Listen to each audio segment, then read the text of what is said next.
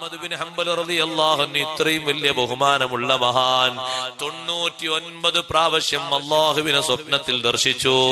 എന്താണ് അവരെ കണ്ണ്, എന്താണ് അവരെ അകക്കടമ്പ്, എന്താണ് അവരെ അകക്കാഴ്ച, അവരാത്മീയമായ പ്രക്ഷോഭിതമായ അവസ്ഥ എത്ര വലുതാണ്. മഹാനകൾ പറഞ്ഞു, ഒരു പ്രാവശ്യം കൂടി ഞാൻ ദർശിച്ചാൽ അള്ളാഹിനോട് എനിക്കൊരു ചോദ്യം ചോദിക്കാനുണ്ട്. 100ാമത്തെ തവണ കണ്ടപ്പോൾ ചോദിച്ചു, അല്ലാ, നിന്നോടൊരു ചോദ്യം എനിക്ക് ചോദിക്കാനുണ്ട്. ബിമയതഖറബുൽ മുതഖർരിബൂന ഇലൈക്, നിന്നിലേക്ക് അടുത്ത മഹാന്മാരൊക്കെ അടുക്കാനുള്ള കാരണമെന്താ?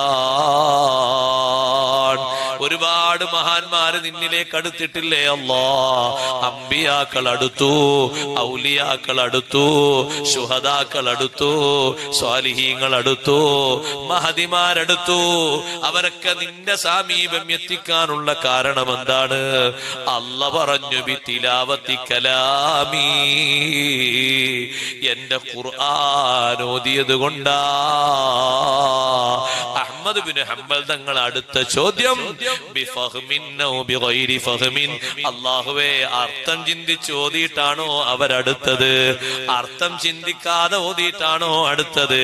അല്ലാഹ് പറഞ്ഞു, ബിഫഹ്മിൻ വ ബിഗൈരി ഫഹ്മിൻ, അർത്ഥം ചിന്തിച്ച് ഓതിയിട്ട് അടുത്തവരുമുണ്ട്, അർത്ഥം അറിയാതെ ഓതിയിട്ട് അടുത്തവരുമുണ്ട്.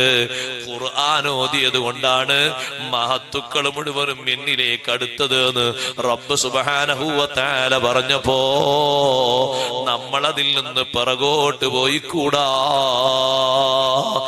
ഖുർആൻ ഓതിയിട്ട് അല്ലാഹു നമ്മുടെ ഖൽബ് നന്നാക്കി തരട്ടെ.